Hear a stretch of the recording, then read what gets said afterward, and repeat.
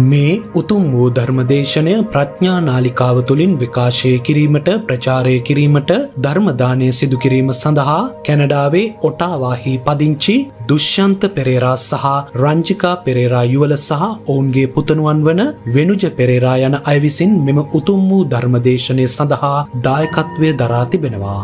උතුම් වූ ධර්ම දානයන්ගෙන් ජනිත වන්නා වූ මහා පුණ්‍ය ශක්තියෙන් වාද්දුව තල්පිටියේ පදිංචිව සිට පරලෝ සැපත් කරුණාරත්න පෙරේරා මහතා සහ කමලාවතී පෙරේරා මහත්මිය ඇතුළු පරලෝ සැපත් සියලුම ඥාති හිත මිත්‍රාදීන්ට මේ පින් අනුමෝදන්ව සසර දුක් කෙලවර වේවා. පරලෝ සැපත් දෙමාපියන්ටත් මේ කටයුතු සම්බන්ධීකරණය කළ විශේෂඥ වෛද්‍ය නෙළුම් ගමගේ මහත්මියටත් සියලු ඥාති මිත්‍රාදීන්ටත් ධර්ම ශ්‍රවණය කළ සියලු දෙනාටත් සියලුම සංසාරික දුක්ඛයන්ගෙන් අත් මිදී උතුම් නිවන් මාර්ගය අවබෝධ කර ගැනීමටත් මේ පුණ්‍ය කර්මය හේතු පාරමිතාවක් වේවා. ගෞරවනීය ස්වාමින් වහන්සේට නිදුක් නිරෝගී සුවපත් භාවය ලැබී චිර ජීවනය සැලසේවා කියා බලාපොරොත්තු වෙනවා. එසේම වේවා කියා ආශිර්වාද කරනවා. නමෝ තස්සේ භගවතෝ අරහතෝ සම්මා සම්බුද්දස්සේ නමෝ තස්සේ භගවතෝ අරහතෝ සම්මා සම්බුද්දස්සේ නමෝ තස්සේ භගවතෝ අරහතෝ සම්මා සම්බුද්දස්සේ යදා තුම්හි සාල්හා අත්නාව ජානීයාත ඉමේ ධම්මා අකුසලා ඉමේ ධම්මා සාවජ්ජා ඉමේ ධම්මා විඤ්ඤෝ ගරහිතා ඉමේ ධම්මා සමන්තා සමාදින්නා අහිතාය දුක්ඛාය සංවත්තන්ති අතතුම් මේ සාල්ල පජහියාත. ධර්මානුශාසනාවේ සදහැවර අනුග්‍රහක දායකත්වයේ දරන්නා වූ පවුලේ ප්‍රමුඛ මෙම මොහොත අපට සවන් දීම සඳහා කාලය වෙන් කරගත්තා වූ සදහැවර පින්නතුනි, අනුග්‍රහක බවතුන් කැනඩාවේ ඔටාවා ඉපදිංචි පිරිසක් යලිත් මාතෘකාව යමක් පිළිගැනීම හෝ ප්‍රතික්ෂේප කිරීම පිළිබඳව බුද්ධ දේශනාවල සඳහන් ඉගැන්වීම අංගුත්තර නිකායේ කාලාම සූත්‍රය ඇසුරෙන් සහ අනෙකුත් බුද්ධ දේශනා ඇසුරින් පැහැදිලි කර දෙනෙමින් සදහැසිතින් වූ ගෞරවයෙන් ඉල්ලා සිටිමි. දින කීපයකට මත්තෙන් කාලාම සූත්‍රයම පැහැදිලි කළාමු. කාලාම සූත්‍රය ඇතුළෙන් හෝ වෙනත් කියලා තියෙන නිසා අපි කාලාම සූත්‍රය ළඟ තියෙන තවත් සූත්‍රයකට යමු. සමාජයේ කාලාම සූත්‍රය ගැන හිතන් ඉන්න හැටි වැරදි. ඔක්කොම හිතුවක්කාරකමක් විදිහට කරන්න කියලා කියනවා තමයි ඒක හිතන්නේ. බුදුහාමුදුරුවෝ කිව්වත් පිළිගන්න එපායි කියලා. නැහැ, ඒකේ තිබෙන්නේ යමක් අකුසල්ද අතහරින්න කියලා. මම මේ ගත්ත එක කාලාම සූත්‍රයක් නෙවෙයි, ඊට මෙහා පැත්තේ තියෙන තවත් එබඳු සූත්‍රයක්. ඒකෙත් අර කියන කාරණා ටිකම තිබෙනවා. ඒක අපි අරගෙන අපේ බෞද්ධ ජීවිතේ පොඩ්ඩක් ඉන්හාට එබිලා බලමු යමක් පිළිගැනීම සම්බන්ධයෙන් මොකද තිබෙන්නේ කියලා. එවං මේසතන් ඒකං සමයං ආයස්පා නන්දකෝ සාවත්‍යං විරි ගුබ්බාරාමේ මිගාර මාතුපාසාදේ අතකෝ සාල්හෝ මිගාරන්තා රෝහණව තේනුපසංකම කියලා පැහැදිලි කරලා තිබෙනවා එතන. නන්දක මහතෙරු සවැත්නුවර උරාරාම වැඩ වාසය කරනවා. මිගාර නුවර මොනබුරු සාල්ල සිටු පෙකුණීය සිටු මොනබුරු රෝහණ සිටු කියන මේ දෙන්නා, සාහල් සිටු සහ රෝහණ සිටු කියන දෙන්නා නන්දක තෙරුන් වහන්සේ වෙත පැමිණලා තිබෙනවා. පැමිණලා තමයි මේ අදහස ඉදිරිපත් කරන්නේ. දැන් අර වගේම එකක් මේක.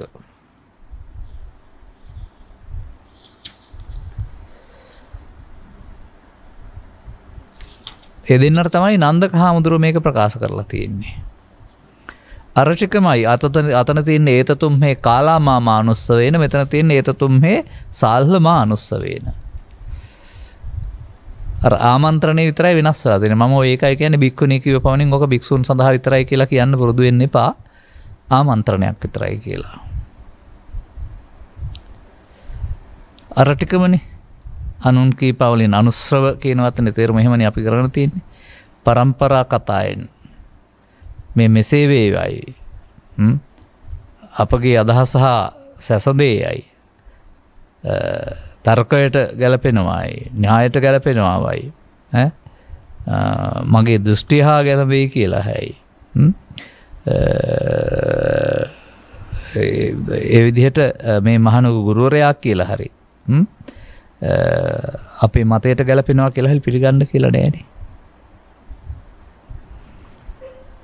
මේකේ තිබෙන්නේත් අර මම පෙන්නපු ටික මේ දහම් අකුසල්ය මේ දහම් සාවද්දේ මේ දහම් මුගේ ඥානවන්තයින් විසින් ගරහා කොටවත් කරනවා විඤ්ඤෝ ගරහිතයි කියන්නේ ඒකයි.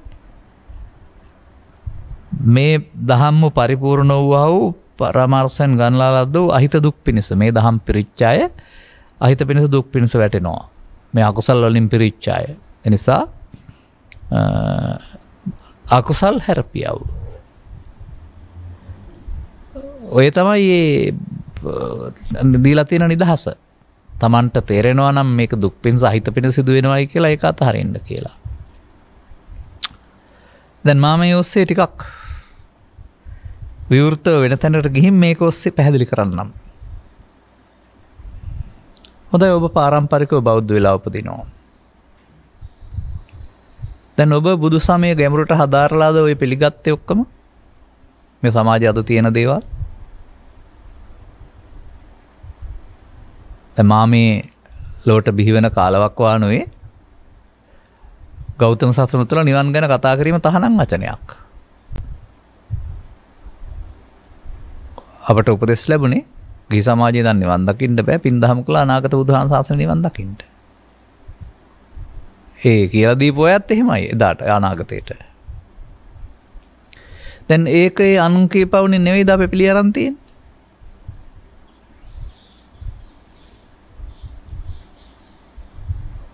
ඇත්ත හොයලා බැලුවත් එහෙම මේක ගන්න දෙයක් තියනවාද?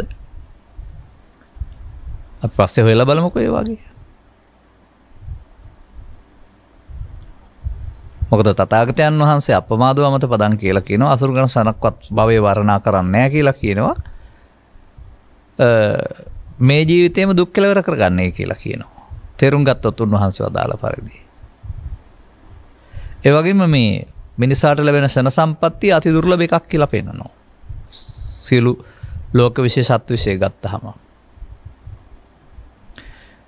දැන් කවුරු හරි කියප එකක් නෙවෙයිද මේ පිළිඅරගෙන ප්‍රාර්ථනා කර කර ඉන්නේ.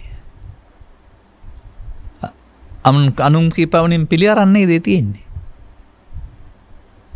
අබුද්ධෝත්පාදයක නම් ඊළඟ බුදුවරයෙක් ප්‍රාර්ථනා කළත් කවර නැහැ. බුද්ධෝත්පාදයක ත්‍රිවිධ චෛත්‍යයයි එහෙම නැත්නම් සම්පූර්ණ ග්‍රන්ථාවලිය ඔක්කොමයි තිබියදී මේකට පයින් ගහලා මොකද්ද ප්‍රාර්ථනා කරනවා. ඒ ප්‍රාර්ථනා කරන ගිහි පැවිදි ඔක්කොම. එහෙනම් මේ කාලාම සූත්‍රයට හරිය නැත්නම් මේ සාල්ල සූත්‍රයට හරිය ගැලපෙන ප්‍රතිපත්තියවතකද ඔය ඉන්නේ? එතකොට මේ වැඩේ කරන්න මේ නිවීම කියන එක ලබන්න පැවිදිම වෙන්න ඕන ගෙදර ඉඳන් බෑ කියන මතයක ඉන්නවා. කවුද ඒක කියන්නේ? හොයලා බලලා දේ පිළිගත්තේ. සුද්ධෝදන රජතුමා පැවිදි වෙලා උපසම්පදා වෙලාද රහතන් වහන්සේ කෙනෙක් වුණේ.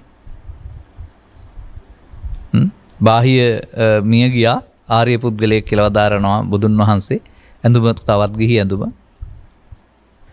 ඒවට මොකද්ද දෙන උත්තරේ එතකොට? එනිසා ඒකත් අනුන් කීපමණින් පිළිගැනීමක්.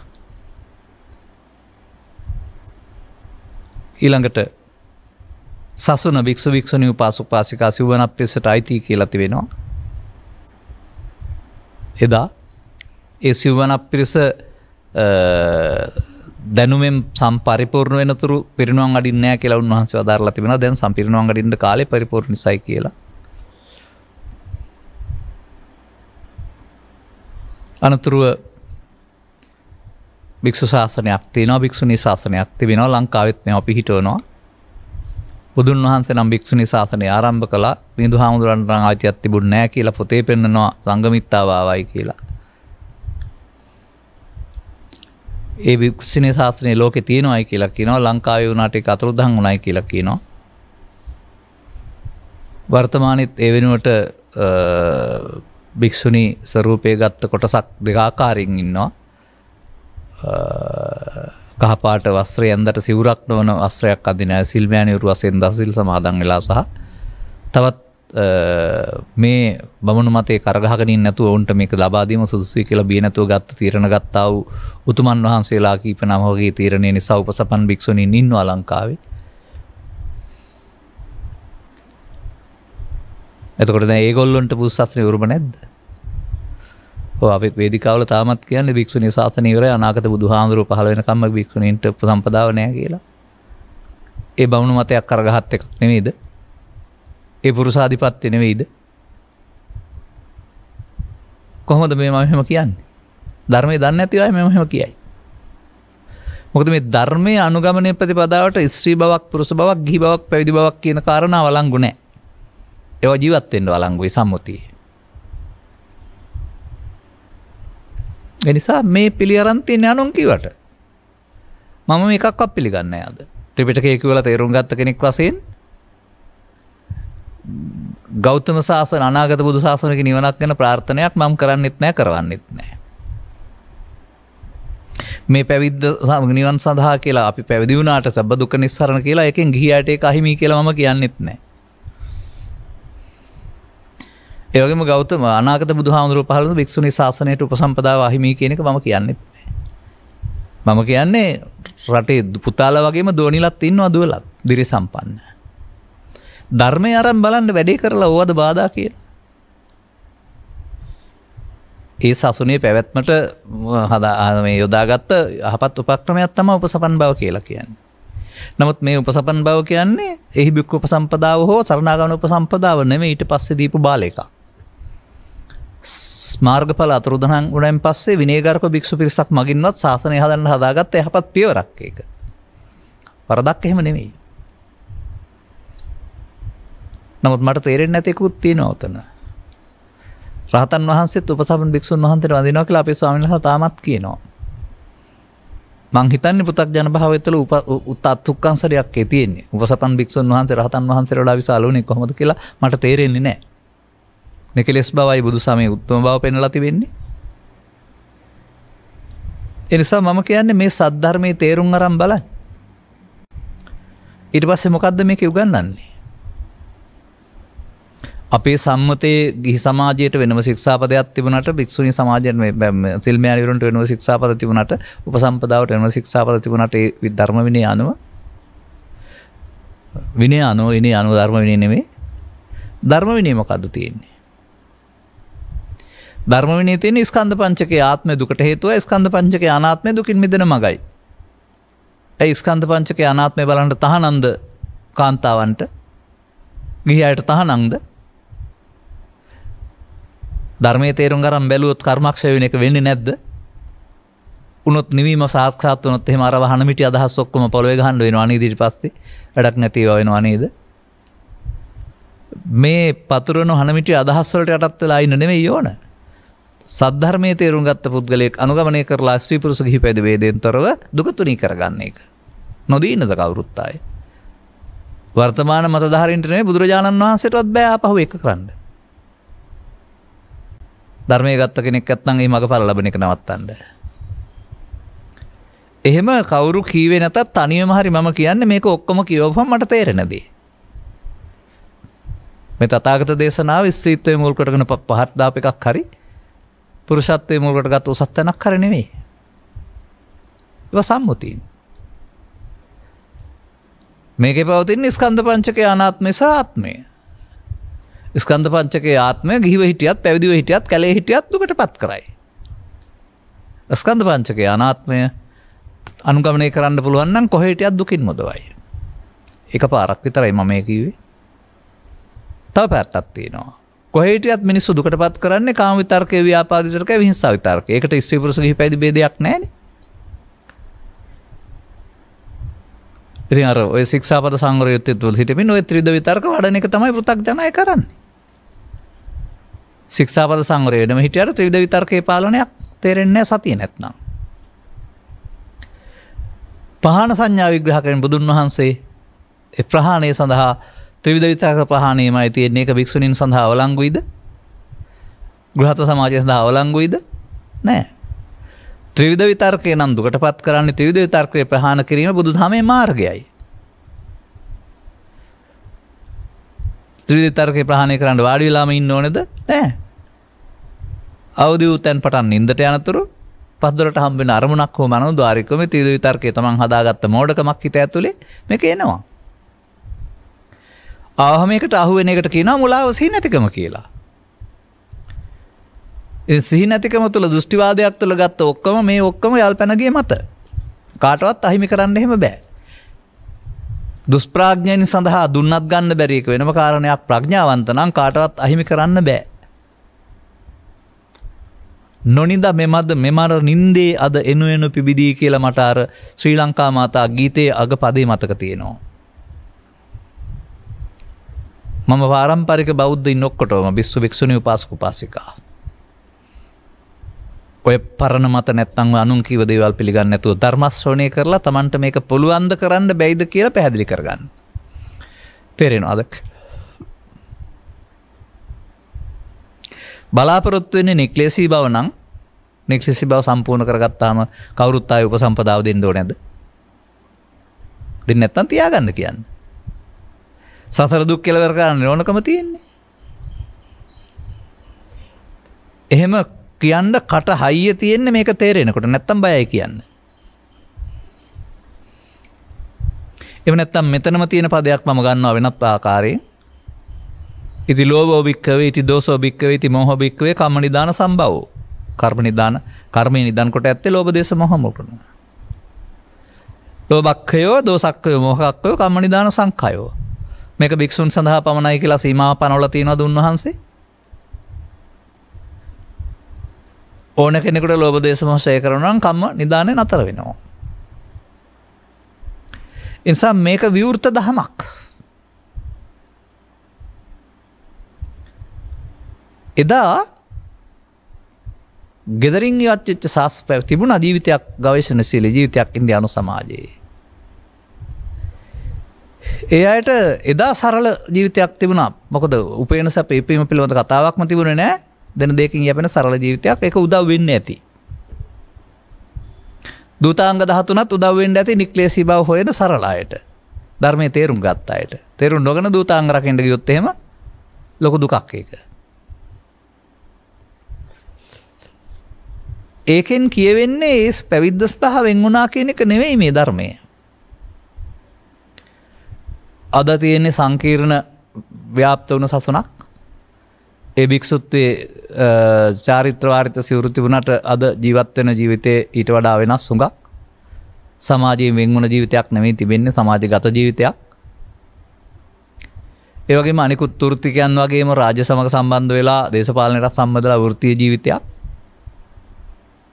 ඉතින් වෘත්තීය ජීවිතය තුළ දේශපාලන ජීවිතය තුළ උන්වහන්සේලාගේ උපසම්පදා සීලය රැකගෙන යන්න පුළුවනි නම් ඔබට ගියම කොහොමද බැරි වෙන්නේ හේතුව වෙන්නේ මේව කරන්න. ඒකත් ප්‍රශ්න කරලා බලන්නකෝ. ඒ කියන අධිශීල සංඛ්‍යාත ශික්ෂාව රැක ගන්න පුළුවන් නම් වෘත්තීය ජීවිතය තුළ සහ දේශපාලනික වශයෙන් බලවත් වෙලත් එනම් සාමාන්‍ය ජීවිතේ ප්‍රශ්නයක් වෙන්න බෑනේ. මේ බාහිර ක්‍රියාකාරකම් වල බැහැරවීමක් අවශ්‍ය දෙයක් තියෙනවා. ඒක ගෙදරත් පන්සලෙත් කොහොමත් පංචපාපේ දස අකුසලේ. කරන්න ඕන හොඳ වැඩ කියලා අනිවාර්ය වැඩ ටිකක්. පිණ්ඩපාතම වඩින්න ඕන, සිවුරුම පරවන්න ඕන, බිම්බලාගෙන යන්න ඕන. උදේ හවස වන්දනා කරන්න ඕන. එහෙම මම දකින්නේ නැහැ. තම තමන් ජීවත් වෙන ශේස්ත්‍රය තුළ තමන්ට පැවරෙන්නේ කුමන යහපත් වගකීමද? පියෙක් නම් දරුවන්ගේ වගකීම බාර ගන්නවා. මවක් නම් සැමියාගේ සහ දරුවන්ගේ වගකීම. ගුරුවරයෙක් නම් දරුවන්ගේ වගකීම. විදුහල්පතිවරයෙක් නම් ඒ සියල්ලගේ වගකීම. ආයතන ප්‍රාන්තියෙක් නම් ආයතනයේ දියුණුවේ වගකීම, ඔවුන්ගේ ආරක්ෂාව. රියදුරෙක් නම් බස් රථයේ යන අයගේ වගකීම. අන්න එහෙම Tamanට පැවරෙන වගකීම බාර ගැනීම ඇරුණාම ඊට වඩා එහා දෙයක් මම දකින්නේ නැහැ මේකේ. යහපත් දේවල් වල. එයින් මෙහෙවරක් වෙන්න ඕන. ඒක සේවයක් වෙන්න ඕන. ඒක ගසා කෑමක් සූරා කෑමක් වෙන්න බෑ.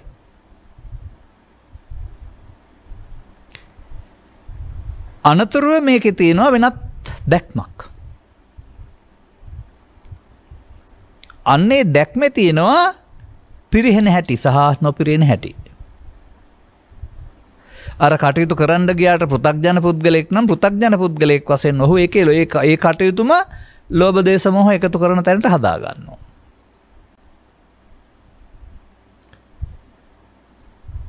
එතකොට ඒකෙන් කියවෙන්නේ ඕනෑම පුද්ගලයෙක් Taman දන්නේ නැහැ කාම විතර්කයේ උපදින හැටි, ව්‍යාපාද විතර්කයේ උපදින හැටි දන්නේ නැහැ, විහිංසාව විතර්කයේ උපදින හැටි දන්නේ නැහැ. ඒකට එකතු වෙලා කටයුතු කරනවා. ඒ එකතු වීම තමයි මමත්වෙන් ගැනීම කියලා කියන්නේ. ලෝකේ පුරාම ඒකනේ කරන්නේ. ලෝකේ පුරාම ආගම් ભેදකින් තොරව අපහාන සංඥා. ත්‍රිපිටකේ ආගමික ජීවිතේ පහාන සංඥා. තේරුම් අරන් එතෙන් එන්නකෝ. කවුරුත් කීවට ඊට පස්සේ පිළිගන්නේ වෙන නිසා නේද? දැන් මම මේ අනුගමනය කරන්නේ හෝ කියන්නේ කවුරුත් කීවට නෙමෙයි. මේ පෙළ දහමට අනුව මේක වෙන්න පුළුවන් දෙයක්. ඒක මම පිළි අරන් තියෙන පොතේ තියෙන හින්දා නෙවෙයි. බුදුන් වහන්සේ වදාළ නිසා නෙවෙයි. මේ ත්‍රිවිධ විතර්ක ප්‍රහාණයෙන් ලෝභ දේශ මොහ ප්‍රහාණය වෙනවා අකුසල්. අකුසලෙන් වෙන්නේම සිද්ධ වෙනවා. එතකොට මටත් ස්කන්ධ පංචකේ පංච උපාදානස්කන්ධය දුක් ගෙනත් දෙන්නේ ඔබටත් ගිහි සමාජයේ නම් පංච උපාදානස්කන්ධය. ඔබ භික්ෂුණී නම් පංච උපාදානස්කන්ධය. ඔබ ආරණ්‍යක නම් ඒත් පංච උපාදානස්කන්ධය. ඒ පංච උපාදානස්කන්ධ දුක්ඛ කියන එකට ආරණ්‍යද පන්සලද ගිහිද පැවිදිද භික්ෂුද භික්ෂුණීද ඒවා වළංගු නැහැනේ. අන්න එහෙම පුළුල්ව අවබෝධයකට එන්න. එතකොට කවුරුත් කියන જાති වලට කෑ ගහන්න ඕන නැහැ ගණන් ගන්න ඕනෙත් නැහැ. සිද්ධ ප්‍රකාශ කරන්නේ සමහර අය. නමුත් සදහම් මතුනොත් අනුගමනය කරොත් ප්‍රතිඵල වළක්වන්න මට ඉතින් සාකරයාගේ පුතා වයි මටවත් බෑ කියලා කියන්න හිතෙන්නේ නැහැ. බුදුරජාණන් වහන්සේටවත් බැරි දෙයක් කියලා මම දන්නවා. ඊතරම් මේ මග සාක්කාතයිනේ. ඒ නිසා මේ අනුගමනීය ප්‍රතිපදාව සම්බන්ධයෙන් කවුරු හරි ඉදිරිපත් කරන මතයක් ධර්මයේ තේරුම් නොගත් කෙනෙක් ඉදිරිපත් කරන මතයක් ධර්මයේ තේරුම් නොගත් කෙනෙක් වශයෙන් ඔබ පිළිගන්න එකම මේ අනුන් කියු පවණින් පිළිගැනීමක්.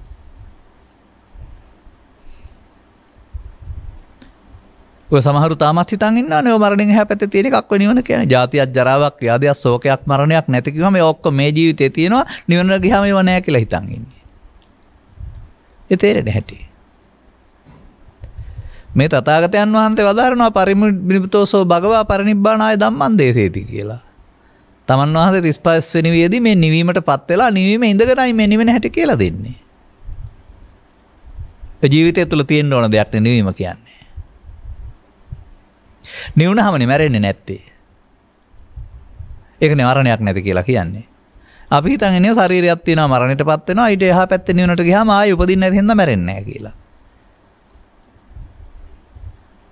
ඉඳ පටු දැක්මල ඉන්නේ නැතුව තව ටිකක් ඉස්සරහට එන්න. මේ ඔක්කොම දන්වැල් බාධක කඩාන යන්න ඕන. එස්දහ අපි සාමාන්‍යයෙන් මේ ගමන ආවේ අනුග්‍රහයතුව නෙවෙයි. නොයෙකුත් බාධා මැද්දේ. හැබැයි අපි ගණන් ගත්තේ නැහැ එකක්වත්. අන්න ඒ වගේ ලබාගත් ජීවිතය හරියට වටිනවා මනුස්ස ජීවිතය. මොකද දෙවියන්ට සහ ප්‍රේතයින්ට කරන්න බැරි දෙයක් ඔබට ලැබිලා තියෙනවා මේ දෙපැත්ත සමතුලිත කරන්න පුළුවන් ක්ෂණ සම්පත්තිය. මේ යුගයේ මේ ත්‍රිපිටකයේ තියෙන ආ ධර්ම කරුණ අපි තෙර පරපුර පරිස්සම් කළ නිසා සහ පරම්පරා ගණනාවක් තිස්සේ වුන් ප්‍රඥාව දියුණු කරමින් ඉන්න නිසා සියවස් 3ක් විතර තිස්සේ. අසරණ සරණ පිණ්ඩපාතික සරණංකර නාහිමියන්ගෙන් පටන් ගත්ත සාසනික ප්‍රබෝධය ඉවර නෑ තව. ඒක පු탁ජන භාවය තුළ ශික්ෂාපද සංවරයෙන් ඊට පස්සේ ආර්ය භාවයටපත් වෙලා ඊටු එහාටත් යයි. අනුගමනය කරනවා නම්. වැරදි පාරක් අනුගමනය කරලා බෑ. එතකොට හම්බ වෙන්නේ පුණ්‍ය විපාක විතරයි. නෙකලස් බවටපත් වෙන්න බෑ. ඒකට හේතුව මේ විග්‍රහයේදී වැරදි ආකාරයෙන් තේරුම් ගැනීම ඇරුණාම බුදුන් වහන්සේ වදාළ එක වරද්දන නෙවෙයි. අන්න ඔබට මේක තේරුම් ගන්න ලැබෙනවා නම් අනතුරුව ඔබ අනුගාමිකයෙක් කියලා කියන්නේ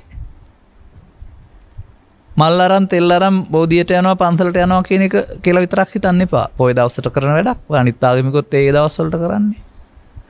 අනුගාමිකයෙක් කියන්නේ අනුගමනය කරනවා. අනුගාමිකෝ අනාගත බුදුහාඳුරන්ගේ ශාසනය නිවන් දකින්න ප්‍රාර්ථනා කරන්න බෑ. අනුගාමිකෝ මේ ජීවිතේ නිවන් බලාපොරොත්තු වෙන. ඒක අනුගමනය කිරීම කියන්නේ. අර අනාගත බුදු සසුනේ ප්‍රාර්ථනා කරන අනුගාමිකයෙක් නෙවෙයි.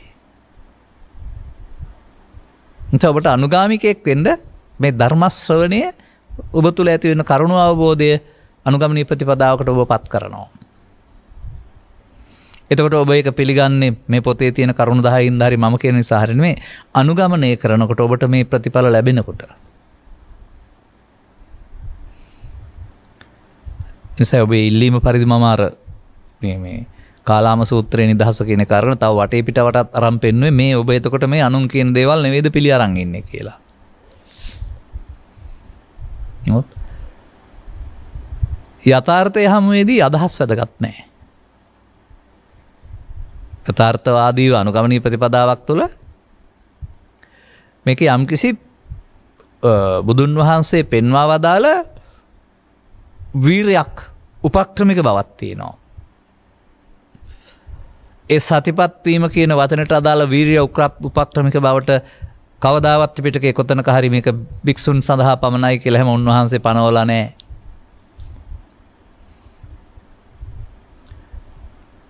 උන්වහන්සේ වදාරන්නේ යෝ ඉමස්මින් ධම්ම විනය අපමත්තු යෝ යමෙක් ඒ යමට අයිති කෙනා ස්ත්‍රී හෝ පුරුෂ ගිහි හෝ පැවිදි භික්ෂුව භික්ෂුණී උපාසක උපාසිකා මේවා කියන්නේ මම හොයනාට ධෛර්යයක් ඇති වෙන්න. මන්දෝත්සාහි වෙලා වැකිලිලා ඉන්නේ නැතුව වැටිලා ඉන්නේ නැතුව අනුගමනීය ප්‍රතිපදාවට යන්න. ඔබට හුරු වුණා වූ බාහිර සාසනික චාරිත්‍ර ටිකම මහානකම කියලා කවුරුත් හිතන්න එපා. ඒක බැහැර කරන්නත් එපා. ලෝකෙට පේන්න තියෙන්නේ ඒකනේ. දැන් අපි ඊටු ටිකට යමු බලන්න. තං කිං මඤ්ඤත සාල්හ අත්ති ලෝභාති එවං බන්තේ අවිජ්ජාතිකෝ අහං සාල්හ ඒතමත්තං වදාමි. ඔන්න තව පැත්තකින් අදේනවා. සාල්හෙන්නේ මොකද ඔබ කියන්නේ? ලෝභය තියෙනවද? ඔව් තියෙනවා. සාල්හෙන්නේ මම ඒකට අවිද්‍යාවයයි කියමි. අන්න. අවිද්‍යාව නෙමෙයි අවිජ්ජා. අවිජ්ජා ව්‍යාපාද මිත්‍යා දෘෂ්ටි කියලානේ පෙන්නන්නේ දස අකුසල් වල. එතකොට ලෝභයට දැඩි කියන වචනයක් පාවිච්චි කරලා තියෙනවා.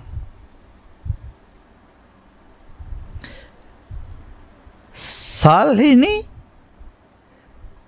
එයින් අන්ධ වූ අවිද්‍යා බහුල වූ යම් පුරුෂයෙක් හෝ ස්ත්‍රියක් යම් කර්මයක් කරයි නම් ඔහුට අහිතයට දුක්ඛයට වැටේද? දිගු කාලීනව වැටේද? එබඳු කර්ම ඌ ප්‍රාණයන් නසන්නේය, සොරකම් කරන්නේය, පරදාරයත් කරන්නේය, මුසාවත් කරන්නේය, වෙරමාට් එසේ සමාදන් කරවන්නේය. තමනුත් කරනවා, අනුනුත් කරනවා. මොකෙන්ද? දැඩි ලෝභයෙන් අන්න අවිජ්ජා. පස්පව් කෙරෙනකොට එතන තියෙන්නේ මොකක් කියලාද මේ පෙන්වන්නේ? මම ඔයිට පෙරත් ඔක මතක් කළා ලෝභය.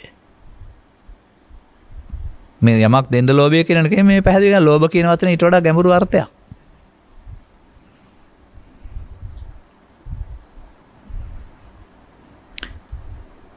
එතකොට දීර්ඝව පිණිස දුක් පිණිස වැටෙනවායි කියලා කතා කරනවා මේ කරන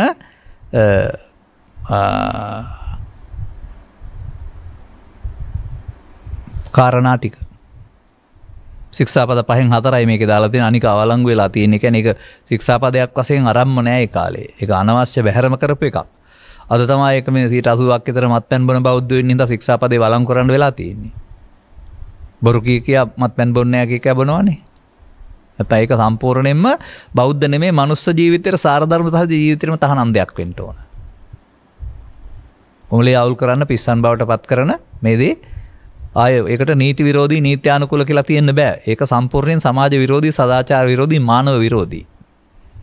මම කියවලා තියෙනවා ඔය ඉතිහාසය පිළිබඳ පැරණි ග්‍රන්ථ වගේක්. මේ ලෝකෙ තිබිච්ච සංස්කෘතීන් 3-4ක් පිළිබඳව විග්‍රහ කරපු. ඒවා සියල්ල පරිහානියටපත් වුනේ මත්පැන් නිසා කියලා තියෙන්නේ. ඔබත් යන්න මේ පාරේ.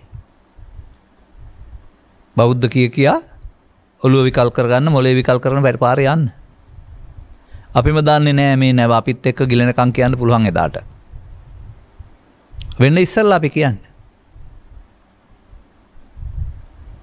දැනටත් මම කියලා තියෙනවා මේ සමාජයේ ස්ත්‍රී පුරුෂ ස්වරූපෙන් ඉන්නා වූ මොලේ නැති ළමයි ඉන්නවා.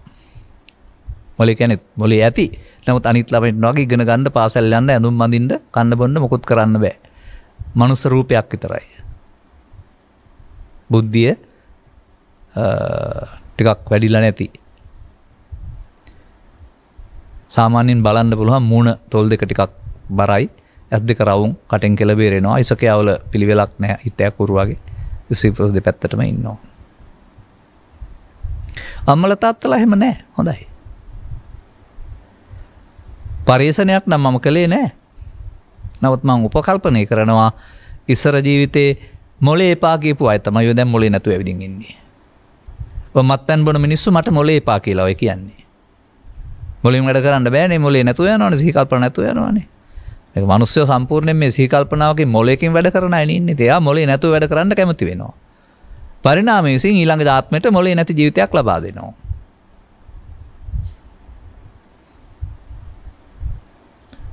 එතකොට ඒක තවත් රටට ජාතියට මව්පියන්ට තවත් බරක්. මොකද උපයන්න නෙමෙයිනේ උන්.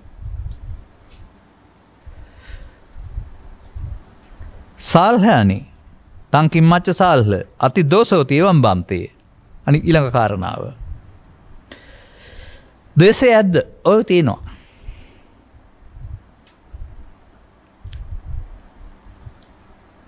ව්‍යාපාදෝතිකෝ අහං සාල්හ ඒතමත්තං වදාමි. ඔන්න තියෙන නම මේ ද්වේෂයට නැත්තම් තරහවට මම කියනවා ව්‍යාපාදය කියලා.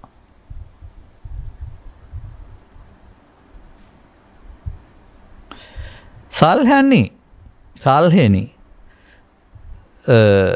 දුෂ්ට වූයේ ව්‍යාපාදයට පස්සිතින් යම් පුද්ගලයෙක් යම් කර්මයක් කරයි නම්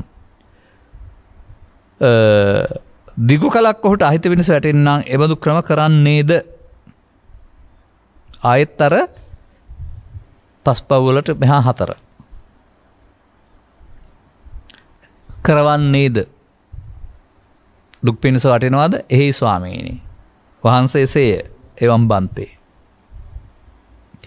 අර බලන්න මේ ලෝභ දේශ මොහ තුනට නැත්නම් අවිජ්ජා ව්‍යාපාද මිත්‍යා දෘෂ්ටි තුනටම පෙන්වන්නේ අර පස්පවුලින් 4ක් කරන්න මුල් වෙනවායි කියලා. සල්හෙනි කිමයි හංගීද? මෝහයක් ඇද්ද? වහන්සේසේ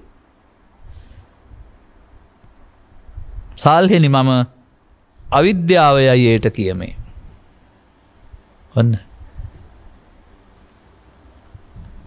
දැඩි ලෝභය අවිජ්ජා, දෝෂය ව්‍යාපාද, මෝහය අවිද්‍යා. අවිජ්ජා අවිද්‍යා. අරක අවිජ්ජා, මේක අවිද්‍යා. මුලාව. එතකොට මේ මුලාවෙන් යම් කිසි පුද්ගලයෙක් මේවා කරන්නේ නම්, සමාදාන කරන්නේ නම්, කරවන්නේ නම් දුක් පිණිස. දැන් ඉතින් මත්පැන් පෙරන්නේ, බොන්නේ, විකුණන්නේ, බෙදා හරින්නේ ඔක්කොම හිත පිණිසද සමාජයේ? තමන්ට සානොන්ට?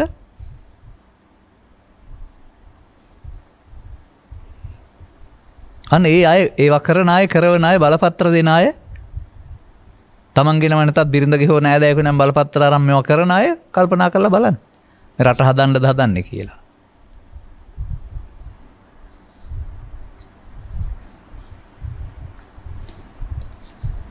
සාල්හන්නේ ඔබ කුමක් හිතන්නේ හිද? මේ දහම් කුසල් හෝ අකුසල් හෝ වෙද්ද? මේ අවිජ්ජා ව්‍යාපාද මිත්‍යා දෘෂ්ටි නැත්නම් ලෝභ දේශ මොහ අවිද්‍යාවලින්, අවිජ්ජා ව්‍යාපාද අවිද්‍යාවලින් කරන වැඩ ඇත්නම් ලෝකේ කුසල් හෝ අකුසල් වෙද්ද? වහන්ස අකුසල්ය.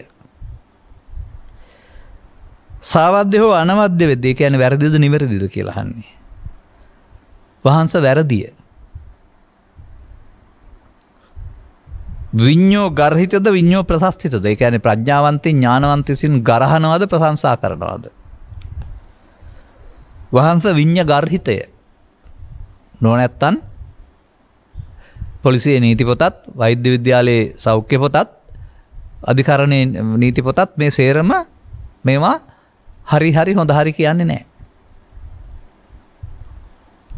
ඒ වගේම සංසුන් මනසක්, ආදරණීය සදාචාර මව්පිය සහෝදර ජීවිතයක් ප්‍රිය කරන අය ගෙදර දොරේ පිස්සු නටනවට කවුරුත් කැමති වෙන්නේ නැහැ.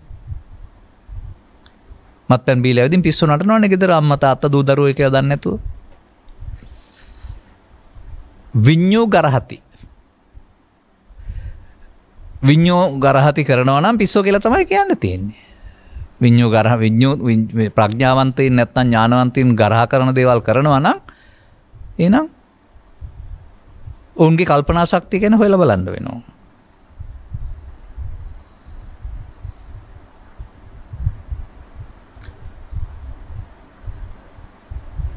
සමාදන් කරන හෝ කරවන සමාදන් වෙන හෝ ඌාහු අති අහිතයට දුක්ඛයට වැටෙත් නොහොත් නොවැටෙද්ද? මෙහිලා කෙසේ අදහස් වේද? සාල්ලගෙන් අහන්නේ. වහන්ස පරිපූර්ණ වූාහු මොනවට ගන්නා ලද්දාහු අහිතයට දුක්ඛයට වැටේ මෙහිට අපේට මෙදෙහි අදහස් වෙයි. අපිට මෙසේ අදහස් වෙයි. ඔන්න බුදුන් වහන්සේ කරන්න එපා කියලා තියෙනවා. ඔය කාලාම සූත්‍රය හරි ඊළඟට එහා පැත්තේ මේ සාල්ල සූත්‍රය හරි කරන්න එපා කියලා තියෙන්නේ මොනවද බලන්න. යමක් පිළිගැනීම කියන වචනේ ඔබ අහන්නේ.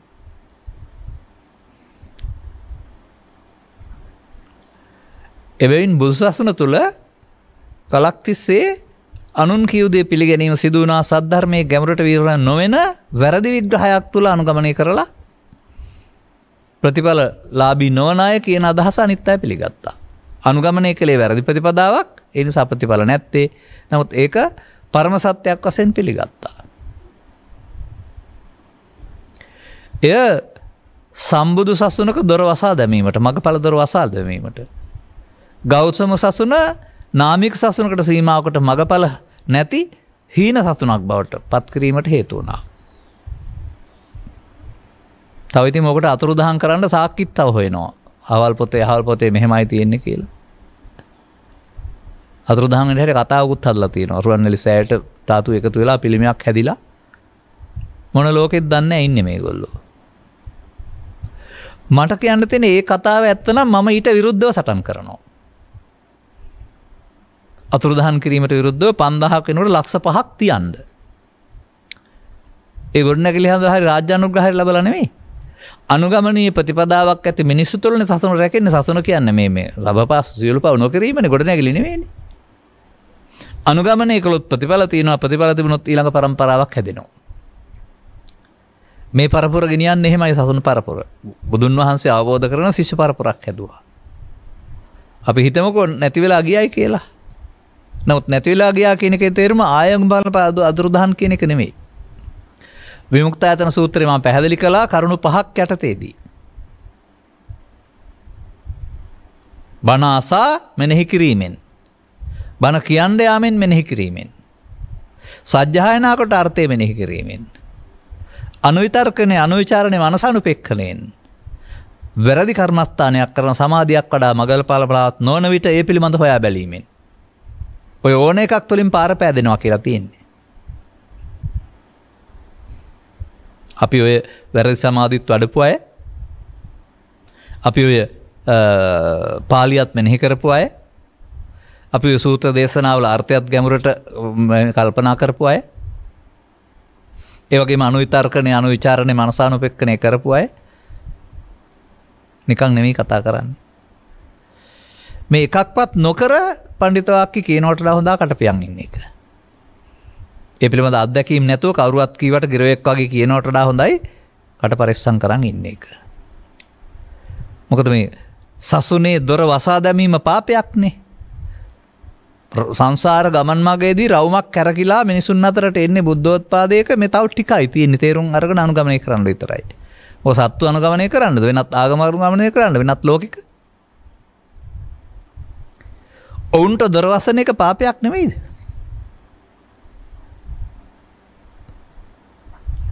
එනිසා ඔබට තිබෙන්නේ ඔන්න ඔය අනුන් කිවට පිළිගන්න එක නෙමෙයි මේ කියන කාරණා ඔබ පොහසත් කරනවාද?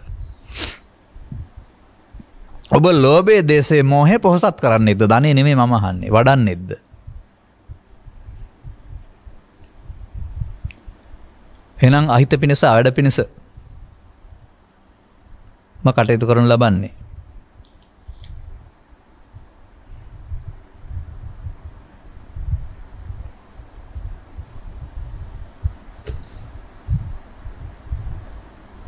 එතකොට තමන් එහෙම කරන්නේය අනිත් අය සමාදාන කරවන්නේය කියන කාරණාවදී පැහැදිලි කර වදාරනවා කුමක්ද? අහිත පිණිස ආඩ පිණිස පවතිනවායි කියලා.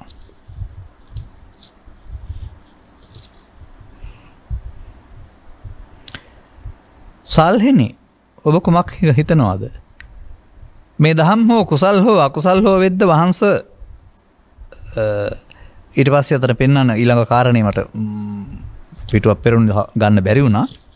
ඊට පස්සේ අනිත් පැත්තට පෙන්නනවා. ඒක බලලා ඉන්න වෙනවා.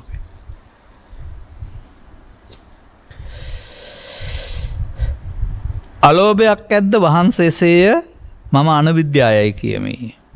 අදෝසයක් ඇද්ද වහන්සේසේය මම අව්‍යාපාදයයි කියමි. අමෝහයක් ඇද්ද වහන්සේසේය මම යට විද්‍යාවයි කියමි. සල්හේනි මූඩ නොවූ විද්‍යාවලත් යම් පුරුෂයෙක් යම් කර්මයක් කරා ඔහුට දිගු කාලීනව හිත පිණිස වැටේද නොඇටේද?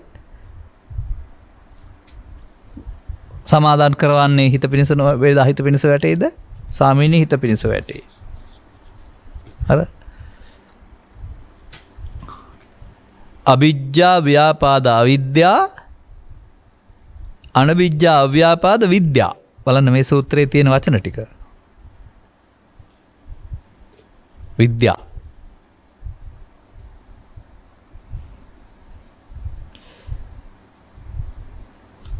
එතකොට දැන් ඒ තුනෙන් කරන දේවල් ගැන තමයි මේ අහන්නේ. කුසල් හෝ අකුසල් වෙද්ද වහන්ස කුසල්ය. සාවද්ද හෝ අනවද්ද වෙද්ද වහන්ස අනවද්දය. විඤ්ඤුන් ගරහිතද නැහැ. විඤ්ඤුන් ප්‍රශස්තය. සමාදන් කරන්නේ හෝ සමාදන් වන්නේ සුඛයට වැටෙද්ද දුකට වැටෙද්ද? සුඛයට වැටෙතිමිල අපේ අදහසයි. දැන් ඔබට මොකද්ද කරන්න කියලා තියෙන්නේ මේකේ? අම්මට සලකන්න එපා, රස්සාවක් කරන්න එපා, දරුවන් බලා ගන්න එපා, සමාජ සේවය කරන්න එපා. එහෙම කියලා තියෙනවද? නැහැ. අවිජ්ජා ව්‍යාපාද අවිද්‍යා තුනෙන් කය වචන මෙහෙවන්න එපා. මන්දයත් අකුසල් අහිත පිණිස දුක් පිණිස තමන් සහ අනුන් දුකටපත් කරනවා. එතකොට ඒකෙන් වෙන්වීමම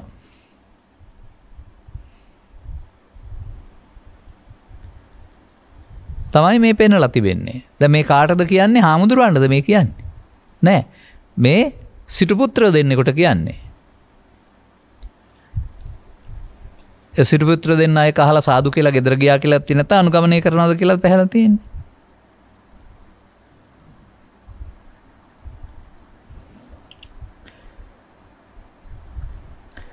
මේ දහම් පූර්ණ ලද්දා වූ සමාද වශයෙන් ගන් ලද්දා වූ හිත සුඛ පිණිස වැටේද තුමු දනියුද සාල්හෙනි එකල තැපි ඒට පැමිණ වාසය කරව. අර ඔබ මේකට පැමිණ වාසය කරන්න කියලා කියනවා. තව එහාට ඒක විස්තර තියෙනවා. අපි ඒ ටික ගන්න නැතුව අදාළ තැනට ගමු අපි. එතකොට මේ සිත පිරිසිදු කර ගැනීම හමුවේදී සිත කිලිටු වෙන පාරක් වශයෙන් පෙන්නනවා මේ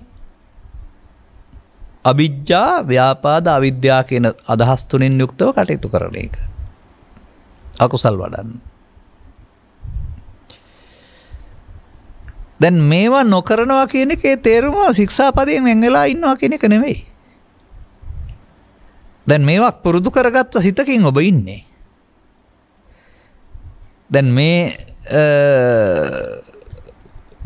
ආර්යයන් වහන්සේ මේ වචන කීවා වගේ මේකට වචන තුනක් යෙදුවා වගේ අපි මේකට ආයෙත් යදුනා තවත් වචනයක් වර්තමානයේ ඔබ තුල මේක ක්‍රියාත්මක වෙන්නේ ත්‍රිවිධ විතර්කයේ විදිහට. කාම විතර්කය, ව්‍යාපාද විතර්කය, විහිංසා විතර්කය. ඔබ මේ ලෝකයේ කොතන කොහේ ජීවත් වුණත් අධ්‍යාපනයේ පටන්ම තරඟකාරීත්වය තුළ මේක බලවත් කරගෙන එයින් මම හදාගත්ත කෙනෙක්. කය නෙවෙයි. ඔන්න මට පේන්නේ නැතුව යනවා නැත්තම් ඉන්නව හිටනවා පේන්නේ නැහැ. ඕවා තමයි අල්ලන්නේ නැත්තේ. ඒ කයට නෙවෙයි ඔබේ අර මතයට දෘෂ්ටියට. අර දුම්මල වර්මාට ගත්ත කපුව මායම් වෙනවා වගේ ඔබ මේ ලෝභයෙන් ද්වේෂයෙන් මොහෙන් මව ඉදිරියේ පියා ඉදිරියේ දරුවෝ ඉදිරියේ ආයතන ඉදිරියේ මායම් වෙන්න ඉගෙනගෙන තියෙන්නේ.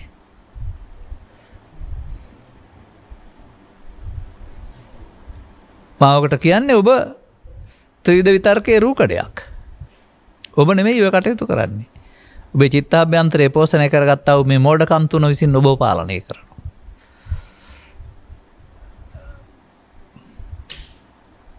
බුදුවරු ලෝකෙට ධර්ම දීලා තියෙන්නේ වෙන ඔය ත්‍රිවිධ විතර්කයේ පාලනය කරගන්න. ඒ පාලනට ඔබ යටත් වෙන්න නෙමෙයි.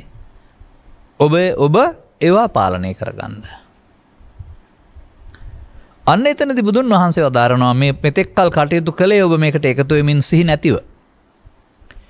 එකතු වෙමින් මඤ්ඤමාණයෙන්. දැන් තථාගතයන් වහන්සේගේ ප්‍රතිපදාව අන්න මේ පාරේ නෙමෙයි යන්න ඕන. ඒක තමයි බුදුන් වහන්සේගේ යෝජනාව සමාජයට. ඒක තේරුම් ගත්තේ නැතුව පාරම්පරික බෞද්ධලා වැඳුම් පිදුම් කරමින් බුද්ධ ආගම ආරක්ෂා කරපුවා පින් සිද්ධ වෙයි. පින් වලට විපාකක් තියෙයි. නමුත් භවගාමී. පටිසෝතගාමී නෙමෙයි අනුසෝතගාමී. ඉන් ත්‍රිවිධ විතර්කේ ළමා කාලේ ඉඳන් මහලු වෙන කල්ම බලවත් වෙනවා. මොන ශික්ෂාපද යටතේ පුද්ගලයෙක් වශයෙන් හිටියත් ඒක එළෙන වෙලාවට එකතු වෙන පුරුද්ද නිසා ඒක පාලනය කරගන්න තේරෙන්නේ නැහැ. අවසානයේ දුකින් මිය යන්න සිද්ධ වෙනවා. ඒ වැරදි ලෙස ධර්මයේ පාවිච්චි කරපු එක. පින් කිරීම කියලා වෙනම කර්මයක් පාවිච්චි කළා ත්‍රිවිධ විතර්කයේ වැඩෙන්න ඇරියා නතර නොවීම ඒවට එකතු වෙමින් මුට සති පාවිච්චි කළා.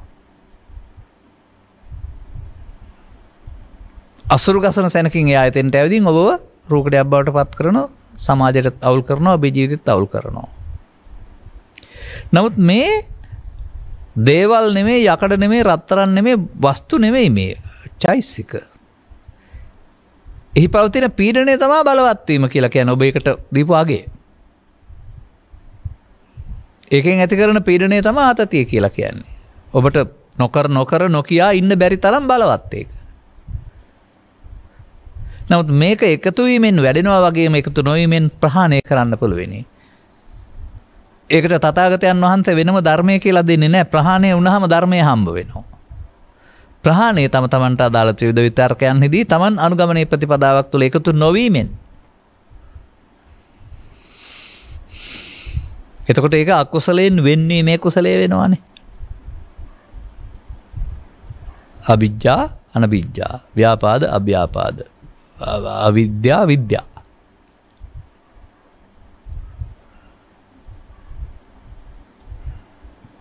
අන්න තථාගතයන් වහන්සේ යෝජනා කරන්නේ හැකිතාක් කල් ඇතුව ධර්ම ශ්‍රවණයකට එදිනදා ජීවිතයේදී මේ අනුගමනීය ප්‍රතිපදාවට ඇවිදින් මේ තුන් දෙනා එළියට ඇවිදින් රඟ දක්වන මේ රංගනයේ නොදී ඇතුළතින්ම මරා දාන්න.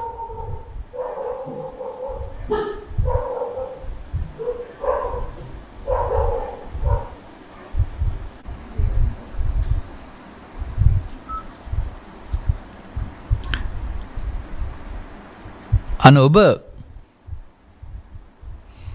මේ බාහිර වශයෙන් පෘථග්ජන පුද්ගලයන් වශයෙන් කරන්නා වූ බාහිර ආගමික ජීවිතයේ පුණ්‍ය විපාක තිබුණාට අධ්‍යාත්මික ජීවිතේ මෙන්න මෙහෙම සිතින් බැහැර කර යුතු ටිකක් තියෙනවා කියන එක තේරුම් ගත්තම ඒවයි ඔබට දුකටපත් කරන්න, ඒවයි පීඩනටපත් කරන්න කියන එක ඔබට වටහා ගන්න පුළුවන් වෙයි.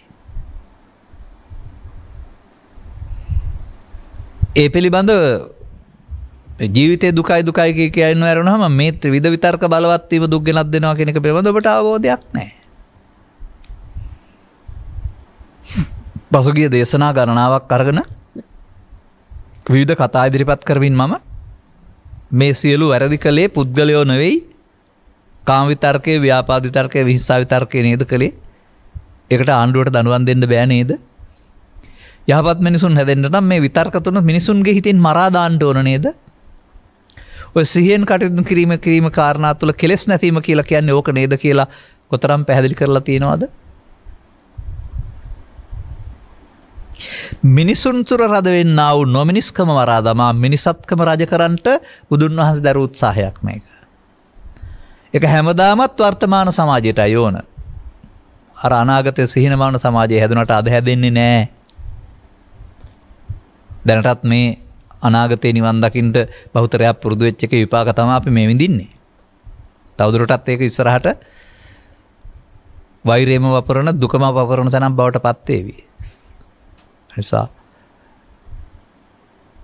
මේ වළංගු භාවය මේ පොත් පරිස්සම් කරලා මෙතෙක් ගෙනාවු අයට උපහාරයක් වෙන්න නම් මේ වළංගු භාවය අපි හදවත්හි වළංගු කරගන්න ඕනේ.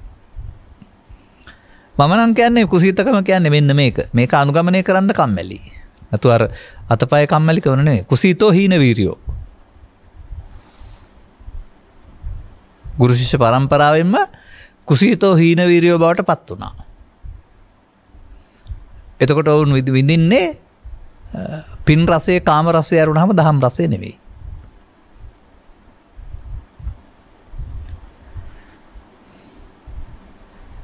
එබැවින් ලංකාවේ හෝ ලෝකෙ කොහේ හිටියත් අර කියන කොට්ටාස 8ට අයිති ඔබ භික්ෂු භික්ෂුණී උපාසක උපාසිකා කාමභෝගී ස්ත්‍රී පුරුෂ බ්‍රහ්මචාරී ස්ත්‍රී පුරුෂ තවත් කුලක තියෙන්න පුළුවනි ලංකාවේ පුරා. ඔය ඉන්දියානු සමාජයෙන් 8 බෙදලා තිබුණා.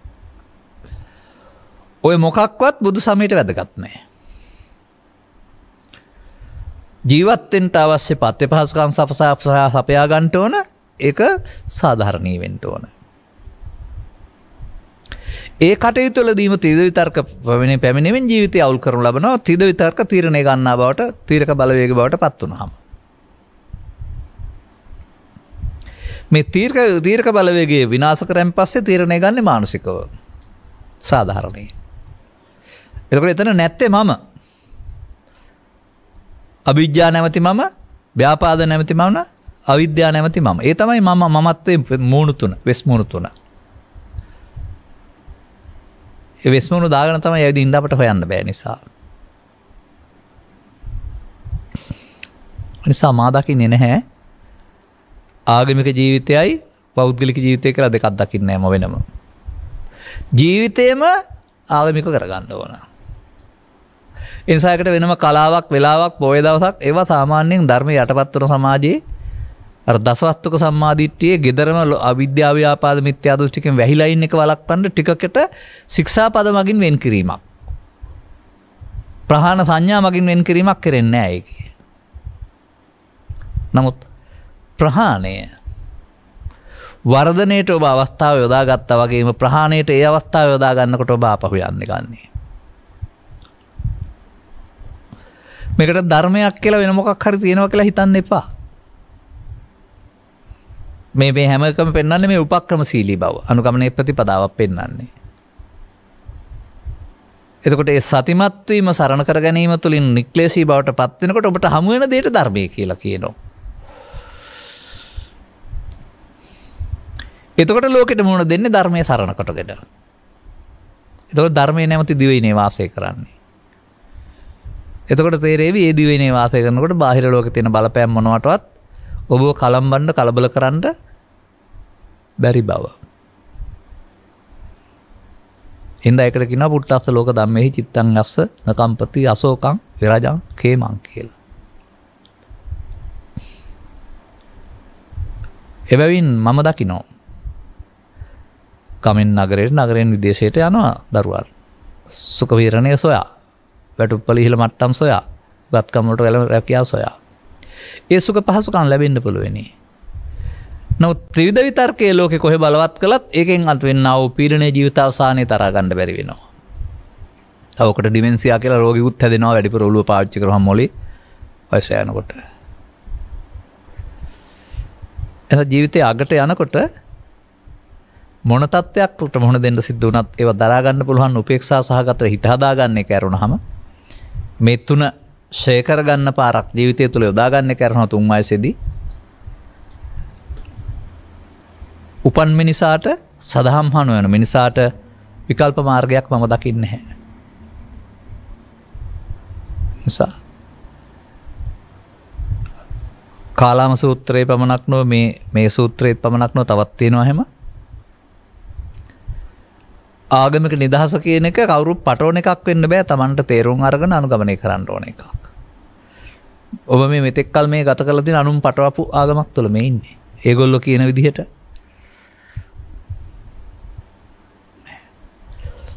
අපට එහෙම පිළිගන්න බෑ මේ ත්‍රිපිටකය සම්පූර්ණයෙන් කියලා බැලුවෙන් පස්සේ. මේක උපන් මිනිසාට අනුගමනය කරන්න තියෙන ප්‍රතිපදාවක් වශයෙන් අරුණාම පොතට වඳින්න කියලා හරි උන්වහන්සේට වඳින්න කියලා හරි වෙනදා මේ සිද්ධ කරගන්න හරි කියලා ඒ උසස් කොට සැලකුල් බවක් මා දකින්නේ නැහැ. වේමානි බික්කවේ පූජානි කතමානිදේ පූජා නම් දෙකක් තියෙනවා. ආමිස පූජාත ධම්ම පූජා. ආමිස පූජාවයි ධර්ම පූජාවයි ප්‍රතිපත්ති පූජාවයි. ඒතද අග්ගම් බික්කවේ දේමානි පූජානි මේ පූජා දෙකෙන් වඩාත් අග්‍ර වෙන්නේ ධම්ම පූජාව. ඉතින් ඔබ අග්‍ර පූජාව අතහැරලා ආමිස පූජාවට ගිහින් බුද්ධ ආගම කියලා හිතාගත්තේ. ඒ ධර්මයේ යට වුණාම කරන්න පුළුවන් දේ අරක. නමුත් පරිනිර්වාණ සූත්‍රයේ එහෙම තියෙනවා ප්‍රතිපත්තියෙන් පුදන්නෝ පමණක් මා පුදති කියලා. ඒ ගෞරවනීය පදවියට ඒ ගෞරවනීය බුදුන් වහන්සේගේ මඟ පෙන්වීමට ඔබ කොටස්කරුවෙක් වෙන්න කැමති නැද්ද? නිසා ධෛර්ය සම්පන්න වෙන්න. අනවබෝධයෙන් යුක්තව ඉදිරිපත් කළා වූ මේ හනමිටි අදහස් වලට පිළිගන්න හෝ යට වෙලා ඉන්න ඕන නැහැ. ඔබ කඟවෙනෙක් වගේ ඉස්සරහට යන්න මේ අනුගමනය කරලා ප්‍රතිඵල ලැබෙයි. එතකොට අරව ඔක්කොම බොරු වෙනවා. අර අදහස් වැඩක් වෙන්නේ නැහැ එතකොට. මේ අනුගමනීය ප්‍රතිපදාව හැම ප්‍රතිඵල වැළැක්විය හැකි කිසිවෙක් නැත.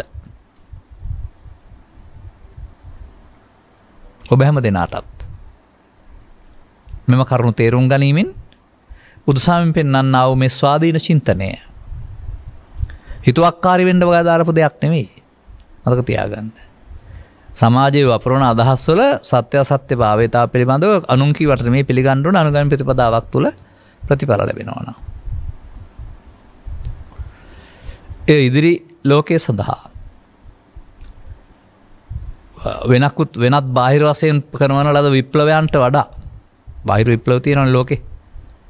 සමාජවාදී ධනවාදී ආදී කොට විප්ලව. මේ චින්තන විප්ලවය ලෝකෙ වෙනස් කරනවා. ලෝකෙට අවශ්‍ය වෙන නිහතමානී සහ සාධාරණ පුරවැසියන් සරල පුරවැසියන් හදනවා. ඔබටත් එබන්දෙක් බවට පත් වී ලෝට ආදර්ශයක් දෙන්නට ශක්තිය ධෛර්ය ලැබේවායි කියන සුභාශිංසනයේ ප්‍රාර්ථනා කරමින් මම ධර්මානුශාසනාව මෙසේ අවසන් කරනවා. කැනඩාවේ ඔටාවාහි පදිංචි දුෂන්ත පෙරේරා සහ රංජිකා පෙරේරා යුවල සහ උන්ගේ පුතණුවන් වන වෙනුජ පෙරේරා යන අය විසින් අනුග්‍රහක දායකත්වය දරා ඇත. අරමුණු අතර වාද්දුව තල්පිටියේ පදිංචිව සිට පරලොසැපත් කරුණාරත්න පෙරේරා මහතා සහ කමලාවතී පෙරේරා මහත්මිය ඇතුළු පරලොසැපත් සියලු ඥාතිහිත මිත්‍රාදීන්ට උපහාරයක් වේවා. අවශ්‍ය කෙනෙක් නැත්තම් පින් අනුමෝදන් කරන ජීවිත සුවපත් කරගනිත්වා. මතු පරලෝසැපත් සියලුම ඥාතිහිත මිත්‍රාදීන්ට අවශ්‍ය නම් පින් අනුමෝදන් කරගනිත්වා. ඔවුන් හැම නිකම්ම දුක් කෙලවර කරගනිත්වා කියන්න එපා. පින් අනුමෝදන් වෙලා සතර දුක් කෙලවර වේවා කියන්න එපා. පින අනුමෝදන් වෙලා ජීවිතය සැපවත් වෙලා ආපහු මනුස්ස උත්පත්තියක් ලබා ගන්න ත්‍රිලක්ෂණයේ අනුගමනීය ප්‍රතිපදාවට අහගෙන අනුගමනය කිරීම තුළින් සියලු දුක් කෙලවර කරගනිත්වා. ඒ තමයි ප්‍රායෝගික වෙන්න ඕන පෙළ. පරලොස්සපත් දෙමව්පියන්ටත් මේ කටයුතු සම්බන්ධීකරණයක විශේෂඥ වෛද්‍ය නෙළුම් ගමගේ මහත්මියටත් සියලු ඥාතිහිත මිත්‍රාදීන්ටත් ධර්ම ශ්‍රවණය කළ සියලු දෙනාටත් සියලුම සංසාරික දුක්ඛයන්ගෙන් අත් මිදීමට උතුම් නිවන් මාර්ගය අවබෝධ කර ගැනීමට මෙම පුණ්‍ය කර්මයට වඩා ධර්ම අවබෝධය හේතු වේවා. කරුණී ස්වාමීන් වහන්සේට නිදුක්ඛ සුවපත් භාවය ලැබී චිර ජීවනයේ සැලසේවා කියලා ප්‍රාර්ථනා කරනු ලබනවා. ධර්ම දේශනාව සඳහා මූල්‍ය දායකත්වය දරා ධර්ම දානයක් දීමෙන්. සමාජයේ පවතින මිත්‍යා මත විමර්ශනයට ලක් කරන්න ඉඩකඩ ලබා දීමෙන්. ඔබට ආගමික නිදහස වගේම ඔබේ චින්තන නිදහස අවදි කරගන්න ආකාරය පැහැදිලි කරගන්න ඉඩකඩ ලබා දීම තුළින් ලබාගත්තා වූ අවබෝධය පවුලේ ඔබගේත් දිවත් වෙලා ඉන්නා වූ ධර්මශ්‍රයකට හැමගෙනාගේත් ඉහාත්ම වශයෙන් යහපත පිණිස වේවා, පරලොව සැපත් ඥාති වර්ගයාට උපහාරයක් වේවා, පින් අනුමෝදන්ව මතු භවයකදී මිනිසත් බව ලබා අවබෝධය අනුගමනීය ප්‍රතිපදාවක් තුළ ඔවුන්ටත් නිවන සැනසෙන මං පෙත්විර වේවා. සබ්බිහිතෝ වජ්ජන්තු සබ්බ රෝගෝ විනස්සතු මාතේ බවත් අන්තරායෝ සුඛී දීඝායුකෝ භව. හැම දිනාටම තෙරුවන් සරණයි. මෝහක්ඛයෝ නිබ්බානං